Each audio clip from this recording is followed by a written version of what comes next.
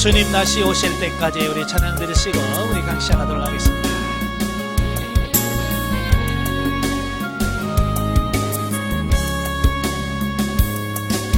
주님 다시 오실 때까지 나는 이 길을 가리라.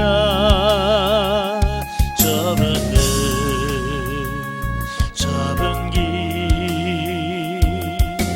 나의 십자가 지고 나의 가는 이 길 끝에서 나는 주님을 버리라. 영광의 내 주님 나를 맞아주시리. 주님 다시 오실 때까지 나는 일어나 달려가리라. 주의 영광 온 땅 덮을 때 나는 일어나 노래하리. 내 사모하는 주님 온 세상 누르시라. 내 사모하는 주님 영광의 왕이시라. 아멘. 기도하겠습니다.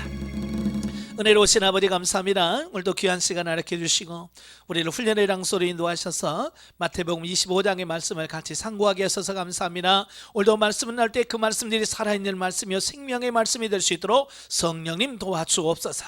시종을 주님께 맡겨오며 예수님의 이름으로 감사하며 기도합나이다. 아멘. 예, 이 시간 우리 마태복음 25장을 같이 보도록 하겠습니다. 우리가 마태복음 24장은 그 종말에 있을 여러 현상들에 대해서 징조에 대해서 말씀을 하고 있죠. 25장은 그 이어지는 말씀으로서 종말을 대비하는 성도들의 자세를 교훈하고 있는 세 가지 비유를 말씀해 주고 있어요. 예, 다시 말하면 오늘날 말세를 사는 우리가 어떻게 살아야 되느냐, 예, 말세에 어떻게 살아야 되느냐라고 하는 실천적인 말씀을 하고 있다라고 하는 거예요.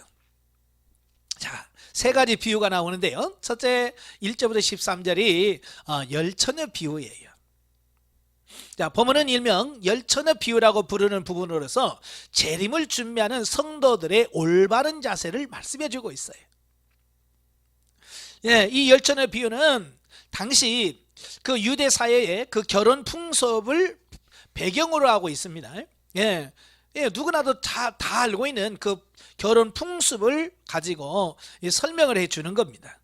그래서 이 비유라고 해서 이 비유에서 우리가 중요한 것은 뭐냐면 여기서 무엇을 말씀하고 있는가, 누가 누구를 비유하고 있는가, 이걸 정확하게 아는 게 중요한 거예요. 예, 그래서 신랑은 누구냐? 예수 그리스도를 비유합니다. 예, 다시 오시는 그 신랑은 예수 그리스도를, 그리고 신랑을 맞으러 가는 신부의 그 들러리인 열처녀는 누구를 상징하느냐? 오늘날 성도들, 우리 자신들을 비유하고 있어요. 그 다음에 그 열처녀가 준비한 등은 성도들의 외형적인 신앙의 모습을 비유하고, 기름은 이를 유지시켜주는 성령님을 상징한다라고 볼 수 있습니다. 그러니까 이 정확히 비유가 뭘 의미하는지를 아셔야 돼요.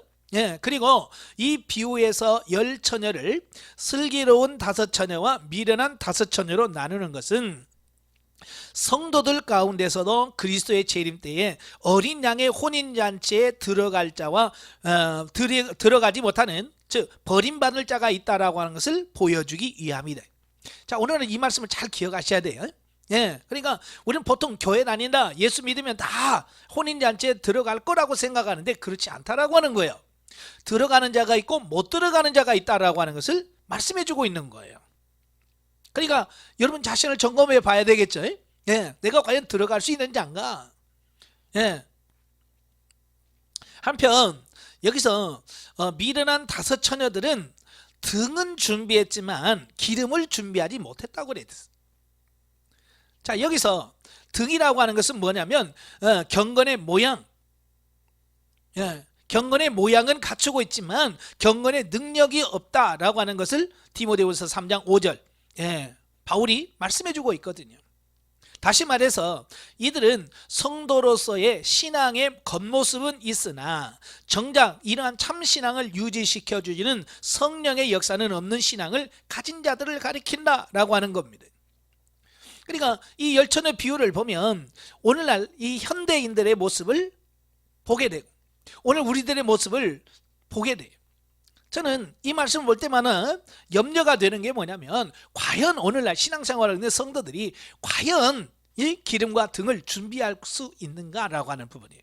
정말로 주님 오실 때에 주님을 맞을 준비를 하고 있는가라고 하는 부분이에요. 저는 목사로서 큰 책임감을 가져요.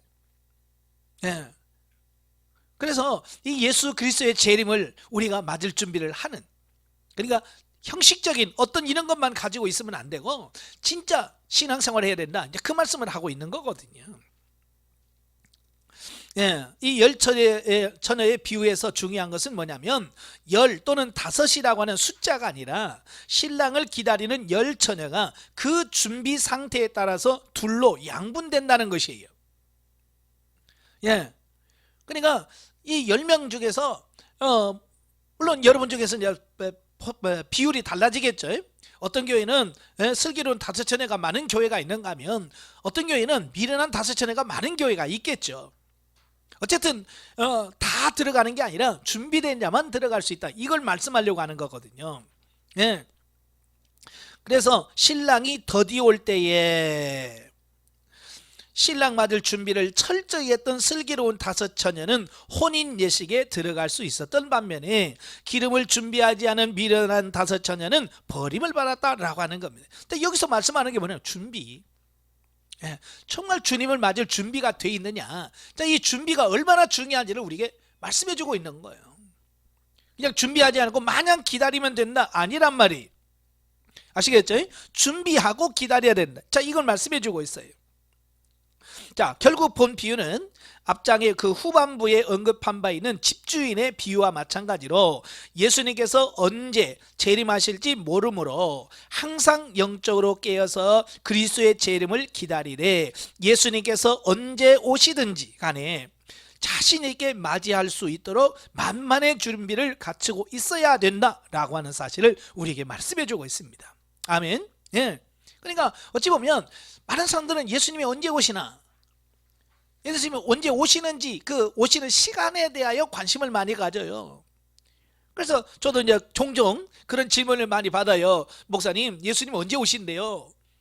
시기 언제 오느냐에 자꾸 관심을 맞아요. 근데 성경에서는요, 언제 오느냐가 중요한 게 아니라는 거예요. 만약에 그게 중요했다면 예수님께서 말씀해 주셨겠지요. 그러나 예수님께서 언제 올지에 대한 시간은 말씀하지 않았어요. 단지 뭐라고 그랬어요? 우리를 준비하고 있으라 라고 말씀해 주고 있습니다. 그러니까 시간, 언제 오느냐가 중요한 것이 아니라 언제 오더라도 내가 맞을 준비를 하고 있는가. 그러니까 준비하고 있지 않다면 의미가 없고 내가 그날을 준비하고 깨어 있어야 된다라고 하는 것을 우리가 기억하셔야 돼요. 자, 여기서 주는 교훈이 뭐냐? 첫째, 장차 예수 그리스도께서는 하나님 나라의 어린 양 혼인잔치에 성도들을 인도하시기 위해 이 땅에 재림하신다. 반드시 오신다. 성경에 보면 하나님이 우리에게 약속하신 것은요, 어때요? 반드시 성취가 됩니다. 한번 이렇게 해주겠다라고 하면 반드시 그대로 돼요. 다시 말하면 예수님이 다시 온다 그래서 오시는 거예요.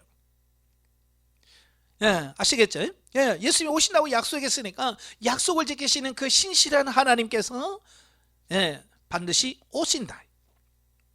두 번째로는 그리스도의 재림에 관한 여러 가지 징조들이 성경에 예언되어 있음에도 불구하고 주님께서는 마치 밤중의 도둑처럼 불시에 재림하실 것이기 때문에 성도들은 단 한순간이라도 영적인 잠에 빠져들지 않도록 조심해야 된다라고 하는 겁니다. 예수님 말은 도적같이 온다. 이거 불시에 온다는 얘기죠. 불시에 와도 문제는 깨어있다면 문제가 없다는 거예요. 그죠? 도둑이 언제 들어올지 몰라도 내가 깨어있다면 도둑은 못 들어와. 왜? 내가 깨어있으니까. 그러니까 깨어있는 사람에게는 문제가 안 돼. 중요한 것은 뭐예요? 영적인 잠을 자는 게 문제라고 말이에요. 영적인 잠을 자고, 예? 영적인 잠을 자서 예수님이 오셔도 잠자고 있다면 그는 주님의 재림을 맞이할 수 없는 거거든요. 그래서 이 마지막 때에 저와 여러분이 깨어 있어야 됩니다. 근데 성경에 보면 이 깨어라고 하는 말 뒤에는 반드시 뭐가 나오니? 기도라는 말이 나와요. 그러니까 우리가 깨었다는 말은 기도한다는 말이고, 기도한다는 말은 영적으로 깨어있다는 말이에요. 그러니까 영적으로 깨어있는 사람만이 뭐한다? 기도한다, 그 얘기죠. 영적으로 깨어있는 여러분 되시기를 바라요. 두 번째 단락은 이제 14절부터 30절까지인데요. 바로 달란트 비유예요. 자, 오늘 본문 역시 종말에 관한 비유로 일명 달란트 비유라고 불리는데요.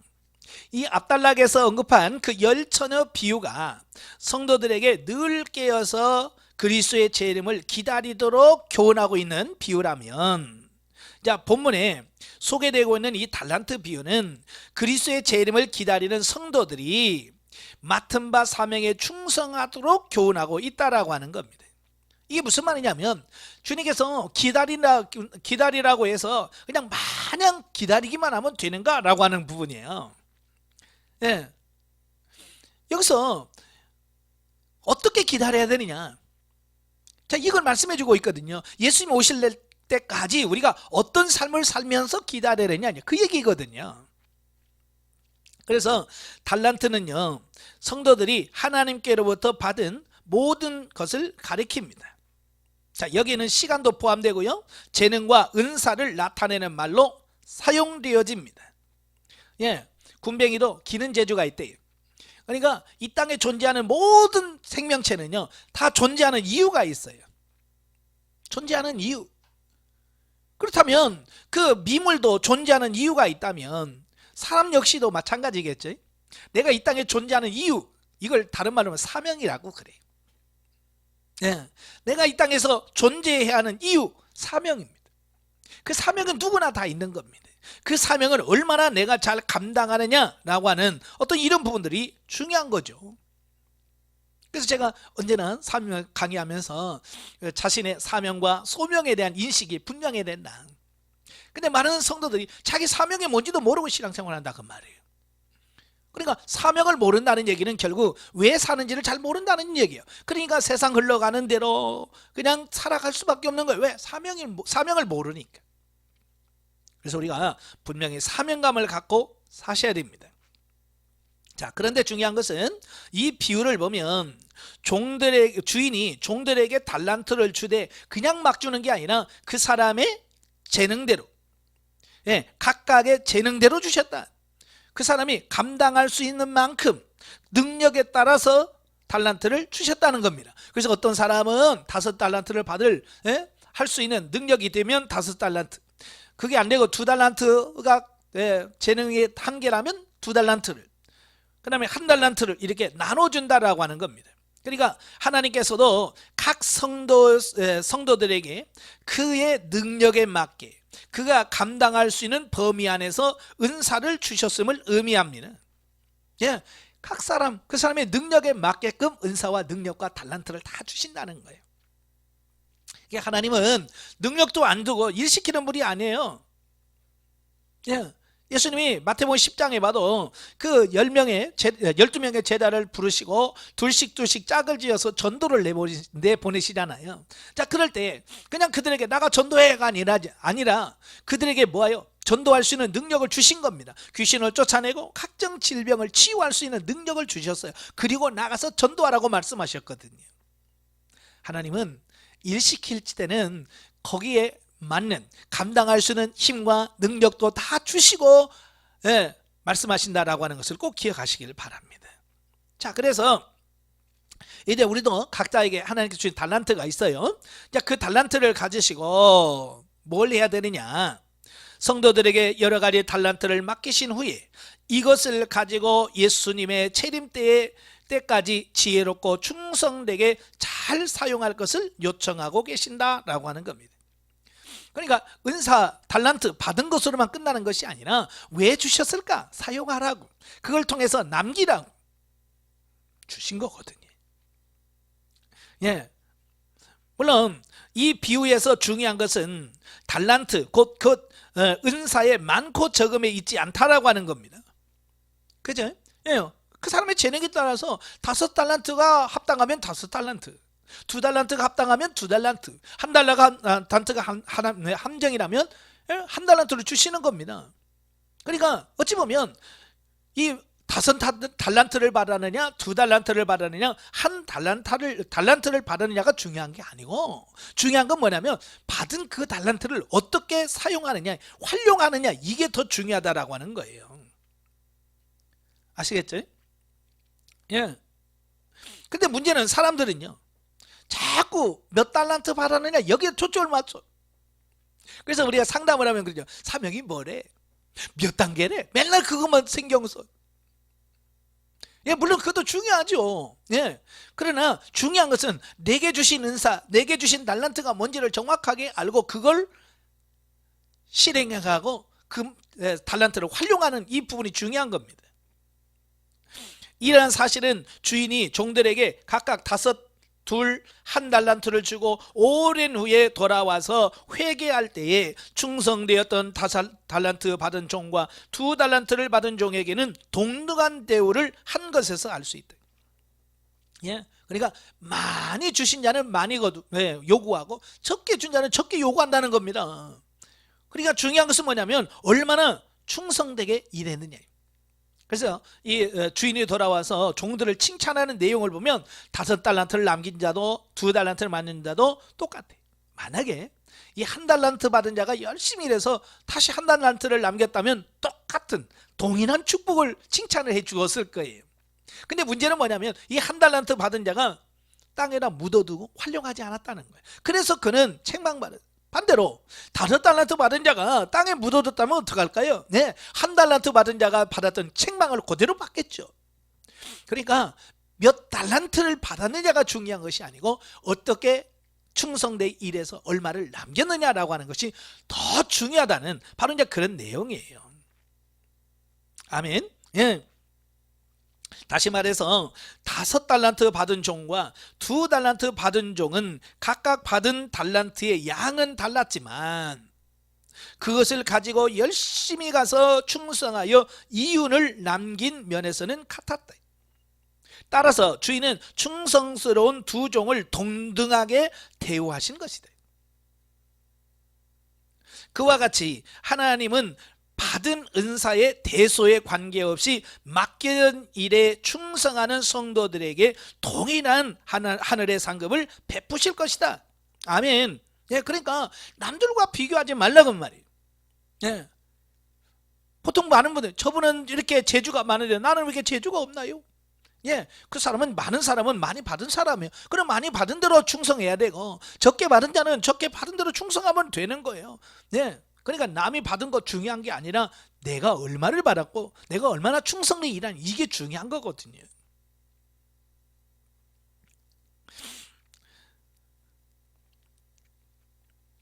자, 그와 같이 하나님은 받은 은사의 대소에 관계없이 맡겨진 일에 충성하는 성도에게 동일한 하늘의 상급을 베푸실 것이다.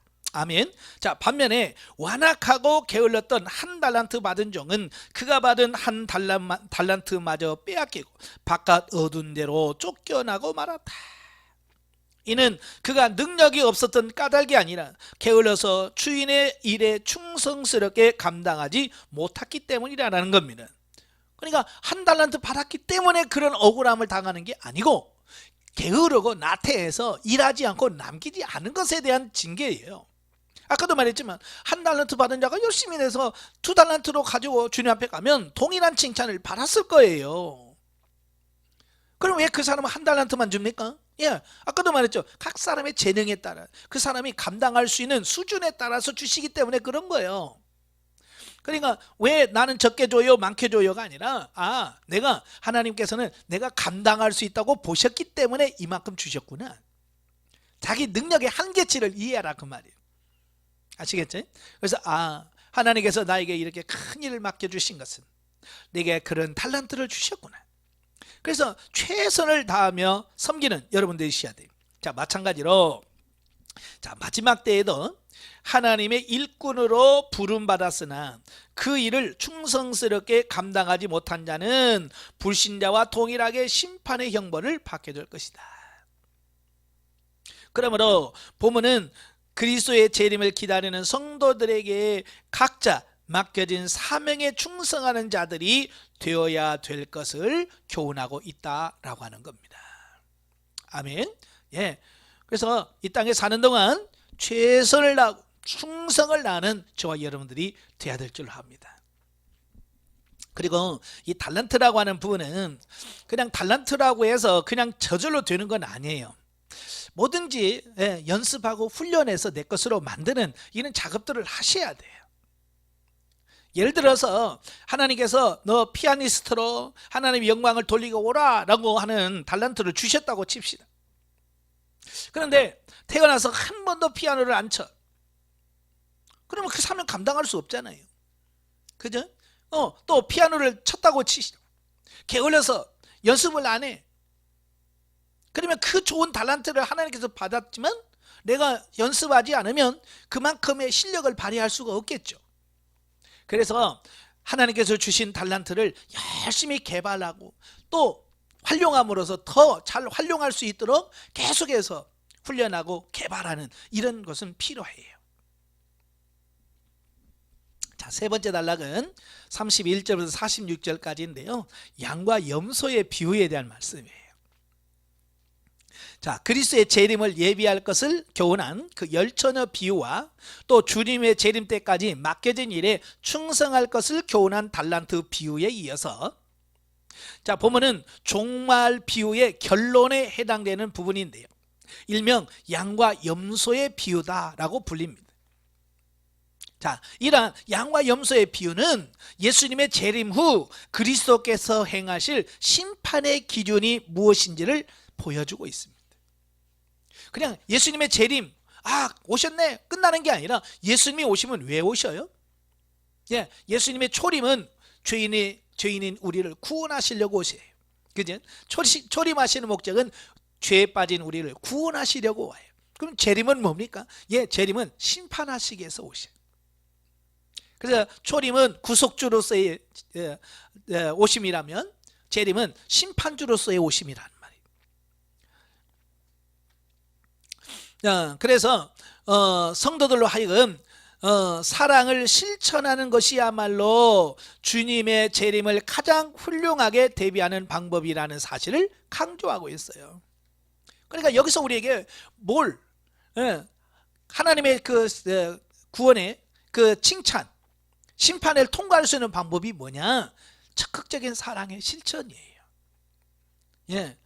자, 거기서 보면 그러잖아요. 예수님께서 오른쪽에 있는 예수님의 오른쪽에 있는 양무리들 향해서 그들을 칭찬하시면서 뭐라고 말씀해요?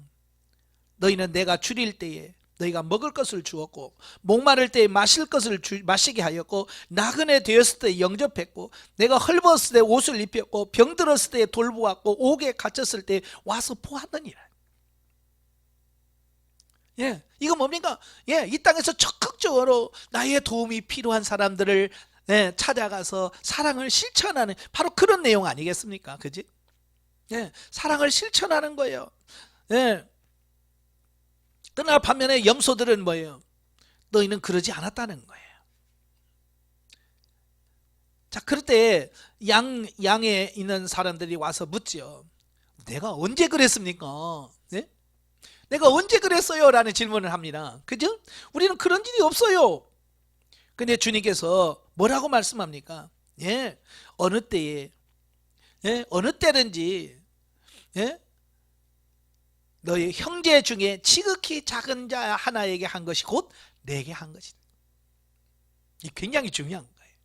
우리가 예수님에게 하진 않았어요. 그러나 지극히 작은 형제, 우리 주변에 같은 교회, 같은 형제, 이웃, 이들이 다 누구예요? 바로 우리들의 사랑을 실천할 대상이라고 말씀해 주고 있는 겁니다. 누구야냐? 우리 주변에 있는 많은 우리의 도움이 필요한 자들, 바로 그들에게 선행을 해야 된다라고 말씀해 주고 있습니다. 그러나 여기 비유에서 우리가 자칫 오해할 수 있는 부분이 뭐냐면, 마치 최후 심판의 구원의 날에 그 구원의 기준이 행위인 것으로 착각할 수 있다는 겁니다. 예. 그러나 이 비유는요, 인간 구원의 조건이 선행이라는 것은 절대로 아닙니다. 그러니까 착한 일을 해야 구원받는다, 이 말이 절대로 아니에요. 이것은 율법주의입니다. 예, 선행을 통해서 구원을 받는다? 이건 율법주의예요. 그러나 여기서 구원받는 자들이 이웃에 대하여 주의 사랑과 계명을 실천할 의무가 있고, 또 믿음을 갖고 주를 섬기는 자는 자연스럽게 사랑을 실천하는 자로서의 모습을 갖게 되는 바, 결과적으로는 이러한 자들이 구원을 받을 것이라는 측면을 강조하고 있다라고 하는 겁니다. 여러분, 율법주의는 결코 구원의 조건이 될 수 없습니다. 어떤 행위로 구원받는 게 아니에요. 우리는 믿음으로 구원을 받습니다. 그러나 그 믿음은 반드시 행위로 증명된다. 아멘. 이게 중요한 거예요. 구원받기 위해서 선행을 하면 이건 율법주의예요.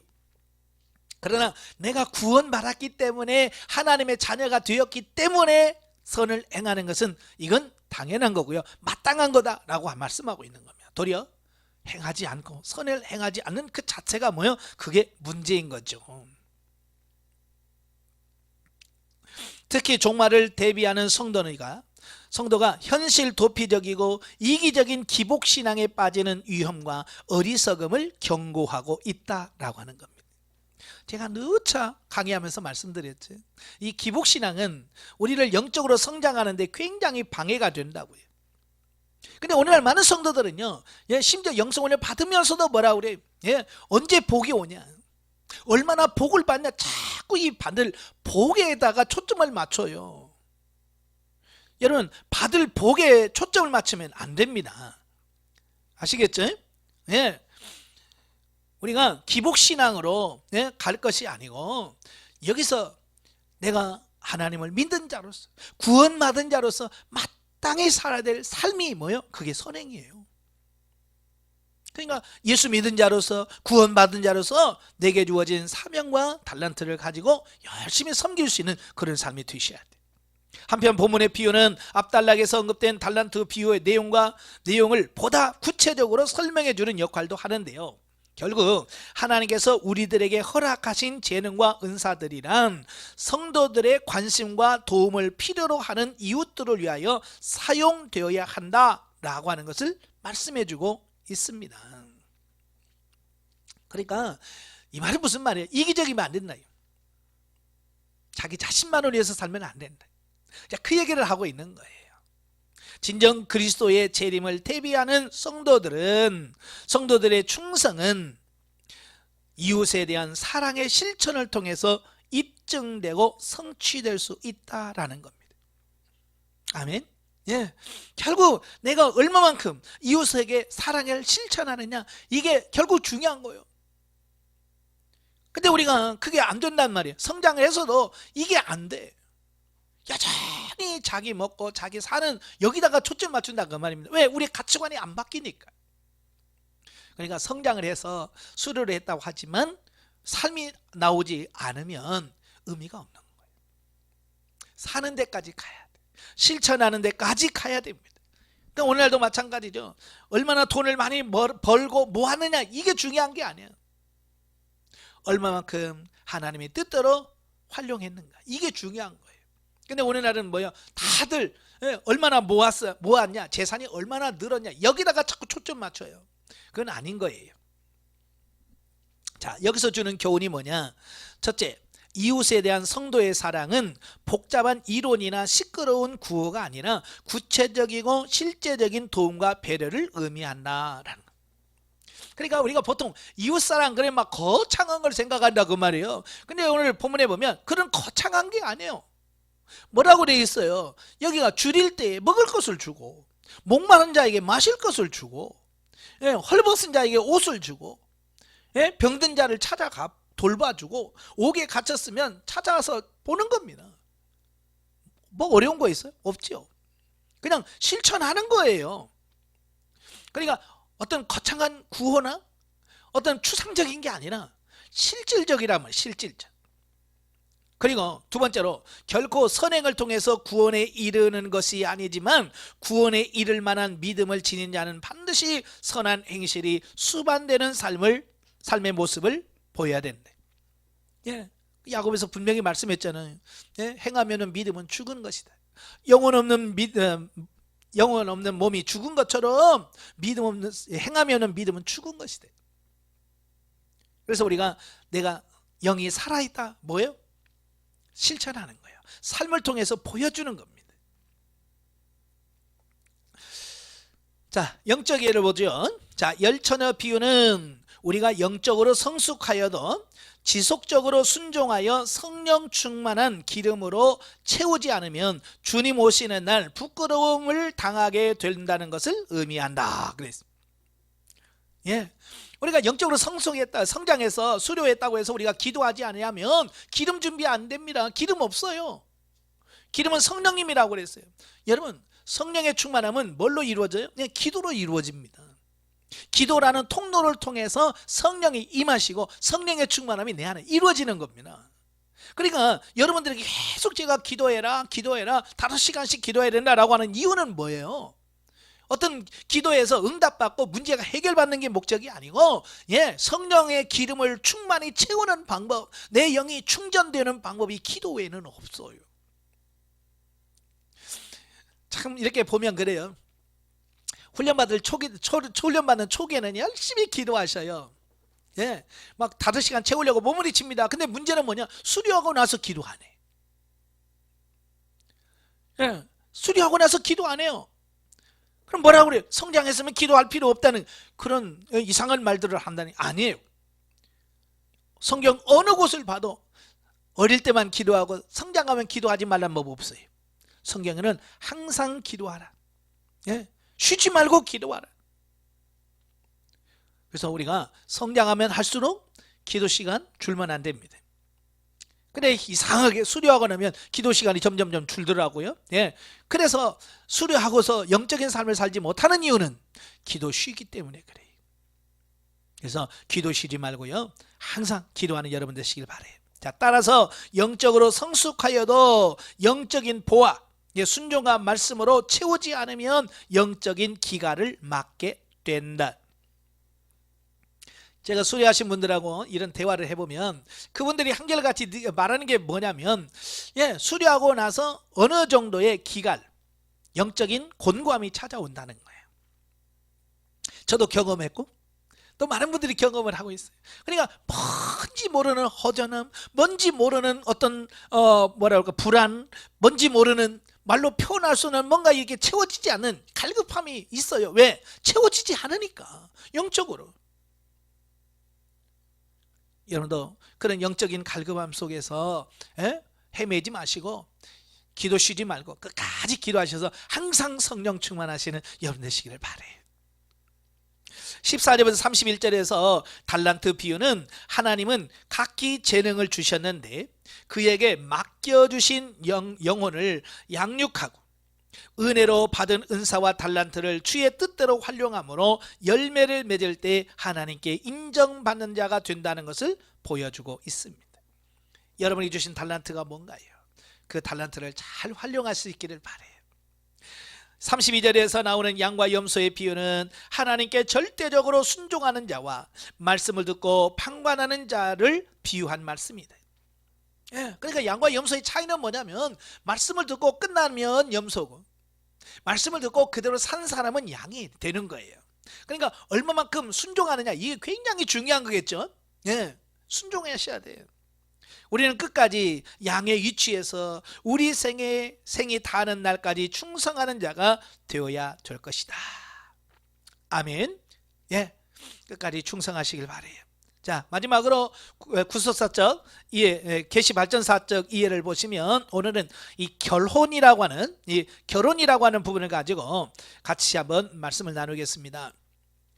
이 결혼은 현대, 지금 우리 한국에서도 굉장히 이 결혼이 문제죠. 왜? 젊은 사람들이 결혼을 안 하거든요. 예, 그래서 연세 드신 우리 장로님, 권사님들 만나면 한결같이 뭘 말하냐, 목사님 우리 아들이 나이가 많아요. 예? 예, 중매 좀 서달라는 거예요.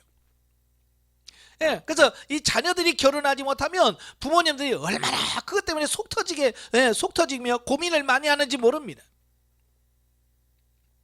그러나 오늘 이 결혼이라고 하는 것을 이 계시발전사적으로 한번 쭉 보시면 거기에 매일 필요가 없어요. 결혼이라고 하는 것에 너무 매일 필요는 없다. 자유해야 된다. 이걸 말씀해 주고, 그렇다고 해서 결혼하지 말라는 말은 절대로 아니에요. 결혼의 진정한 의미가 뭔지를 이해해야 된다, 그 말이에요. 자, 우리가 보통 이제 결혼, 다른 말로 혼인이라고 하는데, 이건 뭘 말하냐면 이제 사전에 보면 관습이나 법률에 따라 부부관계를 맺는 제도가 결혼이라고. 네, 그래서 결혼을 하면 법적으로 부부가 되고 법적인 보호와 이 모든 것을 받게 되죠. 예. 그리고 전통적으로는 법적으로 인정된 그 남녀의 결합을, 예, 결혼이라고. 이 남자와 여자의 결혼. 요즘에는 이 동성 간의 결혼, 그걸 또 합법으로 제정해야 된다라고 해서 지금 그 부분을 놓고 계속 지금 국회에서 난리 피우고 있잖아요. 예, 예. 그건 결혼이 아닙니다. 원래 결혼이라고 해서는 한 남자와 한 여자가 여자를 통해서 이루어지는 게 결혼이죠. 남자가 남자, 여자와 여자, 이건 결혼이라고 될 수가 없는 거예요. 근데 그 전통적인 하나님이 정해놓으신 그 결혼의 룰을 이 사단들이 자꾸 변개하려고 그래요. 그래서 여러분들이 이 동성 결혼이 합법화되지 않도록 기도하셔야 돼요. 물론 이 결혼식의 형식은 시대에 따라서 다릅니다. 또 나라와 민족마다 결혼 풍습이나 이런 게 달라요. 예, 이렇게 결혼 형식은 시대와 나라와 문화 또 세대 간의 차이가 있습니다. 그래서 여름에 결혼식 한다고 하면 예전에는 반드시 뭐 주례사가 있고 주례자가 있고, 그런데 요즘에는 또 주례자도 없이 결혼식 하더라고요. 그게 이제 세상 지금 현대 풍습이래요. 이렇게 시대마다 이렇게 결혼식의 형식은 달라져요. 예. 그러나 정말 중요한 게 뭐냐면 성경에서 말하는 결혼이란 뭐냐, 이 정의를 정확하게 인식하는 것이 중요합니다. 자, 그래서 성경을 찾아봅니다. 자, 창세기 2장 18절부터 25절까지 보면 하나님께서 최초의 결혼식을 주장하시죠. 그지? 아담을 창조하셨습니다. 근데 아담이 혼자 사는 것을 하나님이 좋지 않게 보셨어요. 그래서 하나님께서는 그를 잠들게 하시고 그의 갈비뼈를 취하여 그를 돕는 배필 여자 하와를 만드셨습니다. 그래서 에덴 동산에서 최초의 결혼식을 하나님이 주최하셨습니다. 그래서 그때부터 이제 남자와 여자는 하나의 부부로서 삶을 살아가게 되어집니다. 예. 그래서 하나님께서 여자를 만드신 이유가 뭘까요? 예, 18절에 보면 그렇잖아요. 내가 그를 위하여 돕는 배필을 지으리라.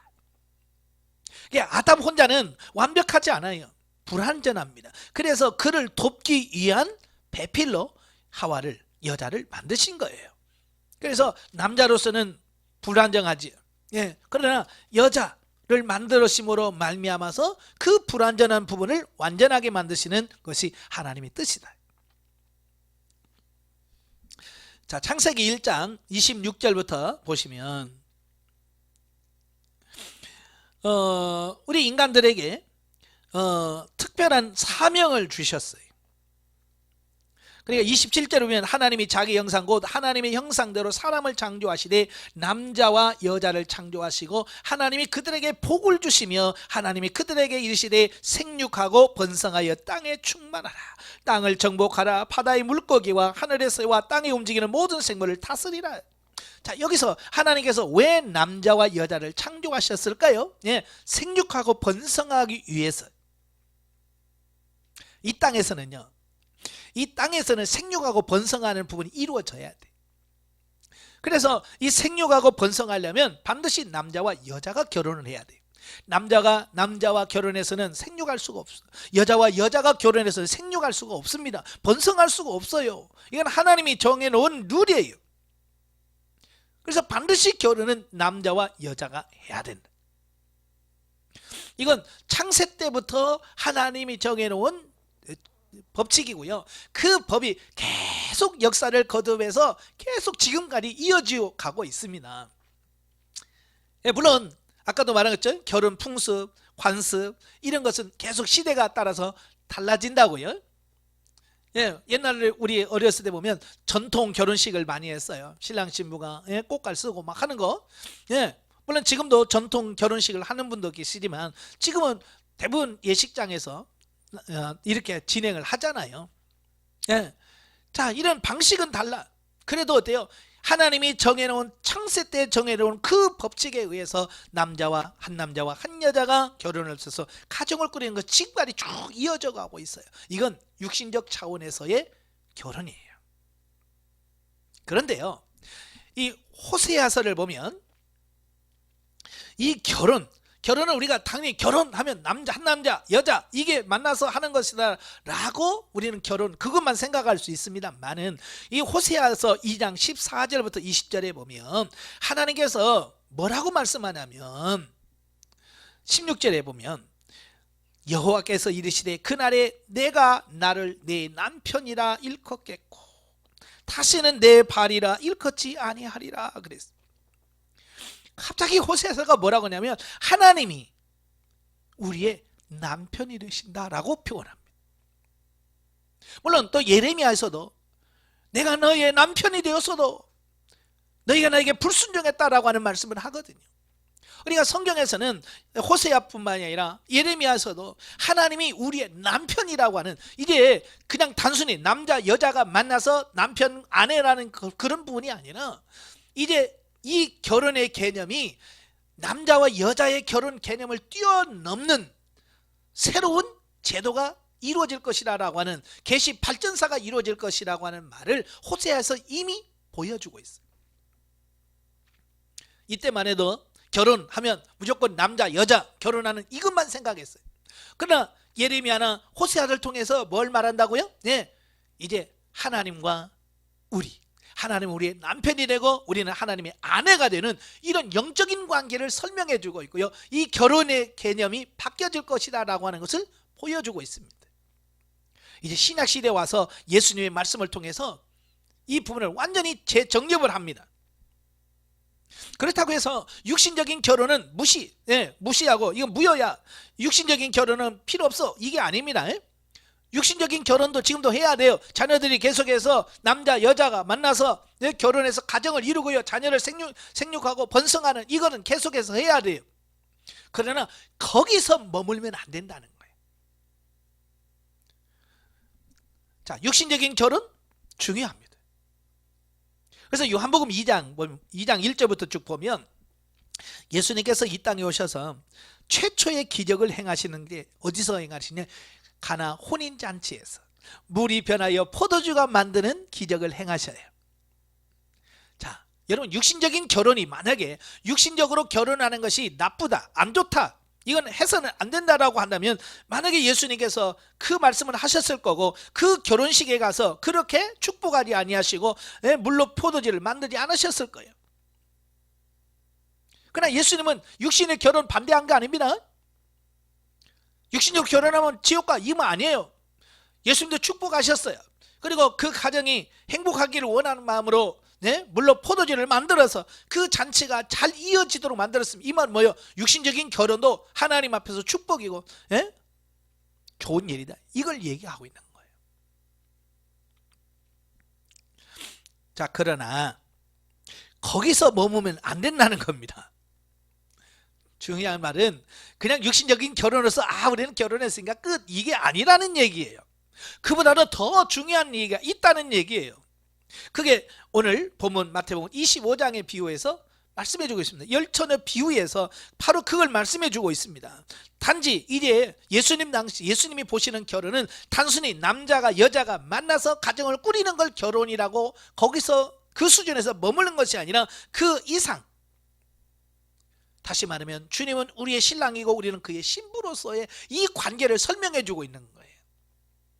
다시 말하면 육신적인 결혼은 바로 예수님과 우리와의 결혼을 예표 모형적으로 보여준 사건이다 라고 보는 겁니다.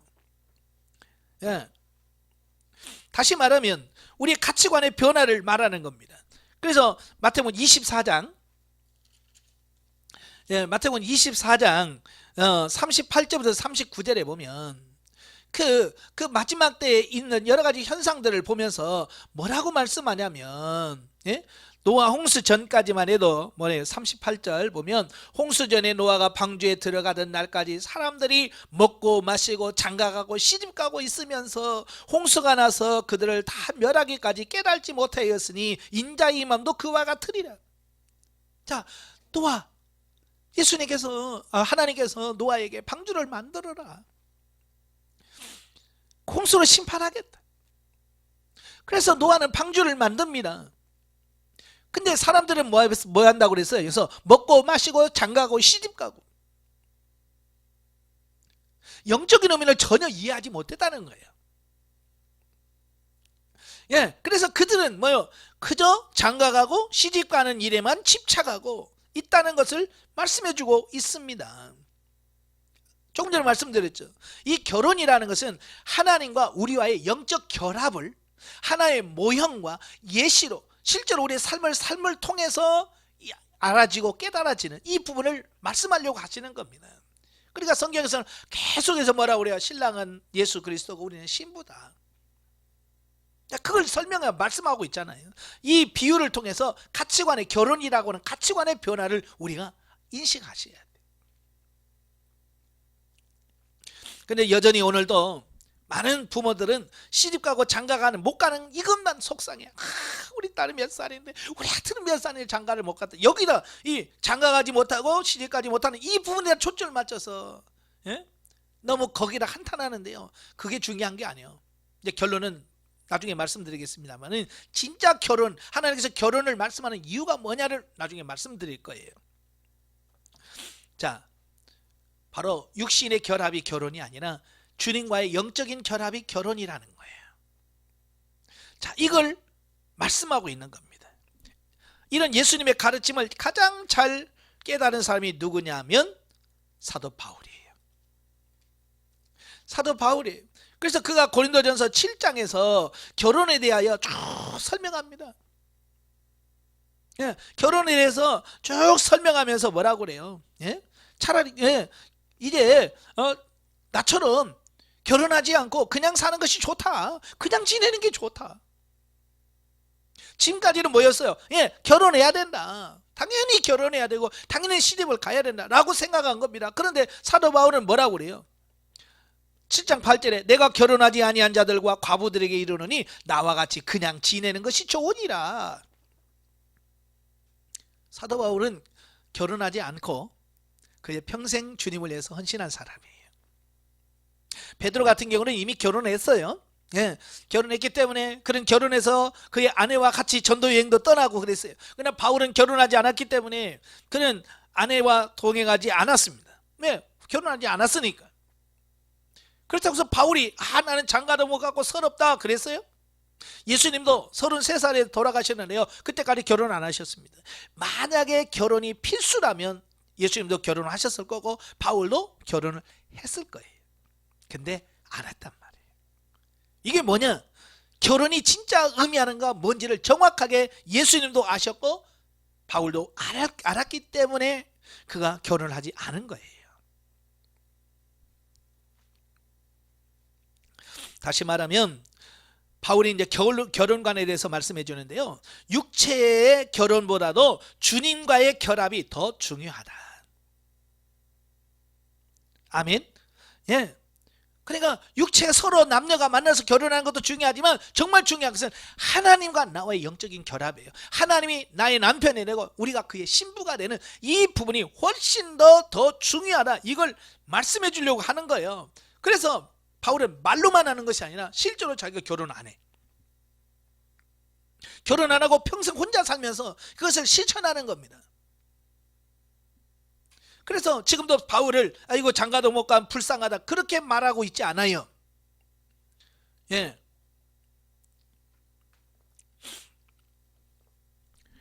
그래서 결혼하기 전, 결혼하고서도 이 고린도서 7장의 말씀을 잘 묵상을 해 보셔야 됩니다. 자, 그 다음에 계시록으로 넘어가면 진짜 결혼의 의미, 결혼의 의미를 말씀해 주고 있어요. 진짜 결혼은 뭐냐? 계시록 19장 1절부터 10절에 보면 어린 양의 혼인잔치, 어린 양의 혼인잔치를 말씀하고 있어요. 그 다음에 계시록 21장 9절에 보면, 21장 9절에 보면 거기 보면 오라 내가 신부 곧 어린 양의 아내를 내게 보이리라 하고, 어린 양의 혼인잔치, 여기서 신부는 누굽니까? 바로 성도들을 의미합니다. 예수님 분명히 말했죠. 천국에서는 시집가고 장가가는 게 없다고. 오직 예수 그리스도가 우리의 신랑이요, 우리는 그의 신부로서 살아가는 삶, 이게 천국에서의 삶이에요. 이게 우리가 분명히 하셔야 돼요. 예. 진짜 결혼식은 이 땅에서가 이루어지는 게 아니고 어린 양의 혼인잔치가 진짜 결혼식이고, 어쩌면 이 세상에서 결혼은 뭐요? 그 예수 그리스도와 결혼해서 살게 될 그 하나님의 나라를 미리 이 땅에서 신랑과 신부로 살아보면서 그날을 준비하고 예수 그리스도의 신부로서 어떻게 살아야 될 것인가를, 역할을 우리가 이 결혼을 통해서 깨달고, 그렇게 깨닫고 준비하고, 신부로서의 삶을 준비해 가서 살아야 된다, 이걸 말씀해 주는 거예요. 그러니까 결혼하신 분들은 열심히 어때요? 신부 연습을 하셔야 돼요. 신부 수업 하셔야 돼요. 어떤 신부? 예수 그리스도의 신부로서. 그러면 결혼한 사람만 합니까? 아니요, 결혼하지 않은 사람도 내가 그리스도의 신부로서 어떻게 살아야 될 것인가 라고 하는 부분을 이해하셔야 돼요. 가끔 결혼하지 않은 사람하고 이야기를 해보면 잘 모를 때가 많아요. 그냥 결혼해서 서로 부부 갈등이라든지 이런 것들을 경험하면서, 결혼 이런 갈등을 해본 사람만이 진짜로 역할을 이해하게 되고 깨닫게 돼요. 그래서 하나님은 이 땅에서 결혼을 하라고 말씀하시는 거거든요. 우리가 지금까지 우리가 그동안 육신의 결혼만 신경 쓰며 살아왔어요. 그렇죠? 그래서 육신적으로 얼마나 누구와 결혼해야 되느냐, 여기다만 초점 맞췄다 그 말입니다. 그러나 이제는 진짜 결혼은 바울이 고백한 것처럼 예수 그리스도의 신부가 되는 것, 이게 진짜 신부 수업이래.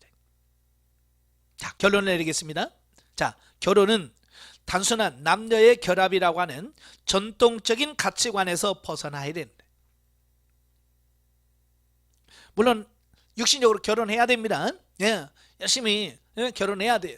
그리고 어떤 목사님들은 이 결혼에다가 아주 비중을 많이 듭니다. 해야 되죠. 그러나 저는 꼭 해야 된다라고 못을 박지는 않겠습니다. 뭐가 더 중요한지 그걸 바르게 하셔야 돼요. 자, 우리가 그리스도의 신부라고 하는 것을 인식하고, 정말 중요한 것은 내가 그리스도의 신부구나, 이걸 인식을 하고 어린 양의 혼인잔치에 들어갈 준비를 하는 것이 정말 중요하다, 이걸 말씀하려고 하는 거예요. 아시겠죠? 진짜 중요한 것은 어린 양의 혼인잔치, 이 땅에서 세기의 결혼식이라고 해서 유명한 사람들 몇백 명, 몇십억씩 써가면서 결혼식 합니다. 그게 중요한 게 아니란 말이에요. 그리스도 신부로서 내가 얼마만큼 준비되어지고 그리스도의 신부로서 합당한 삶을 살아가느냐, 이게 더 중요하다 그 말입니다. 그래서 육체적인 결혼은 신랑 되신 주님과의 결혼을 준비하고 훈련하는 과정임을 기억해야 된다. 아시겠죠? 그래서 우리가 세상에서의 결혼은 예수 그리스도의 신부로서의 삶을 준비하는 과정이다. 그래서 성경은 사도 바울이 말한 것처럼 그냥 지내는 게 낫다. 정말로 내가 예수 그리스도를 위해서, 복음을 위해서 내가 결혼하지 않고 충성하며 하나님을 섬긴다, 정말 좋은 거예요. 반드시 시집을 안 가면 지옥 가는 아니에요. 안 갈 수 있습니다. 그러니까 안 가는 것 때문에 너무 속상할 필요가 없다라고 하는 겁니다. 문제는 뭐냐? 그 자녀들이 하나님을 떠나는 게 문제지. 결혼하지 않은 게 문제가 아니라 하나님을 떠나서 하나님을 섬기지 않는 것이 문제가 돼. 그래서 우리가 정작 울어야 될 것은 결혼을 안 하기 때문에 우는 것이 아니라 하나님을 떠난 것 때문에 가슴 아파하고 그것 때문에 울 수 있는 사람이 되어야 돼. 많은 사람들은 결혼해가지고 너무 육신의 그 신랑 신부에다 초점을 맞추는 바람에 정작 중요한 그리스도의 신부로서의 준비를 못하는 사람이 너무 많아.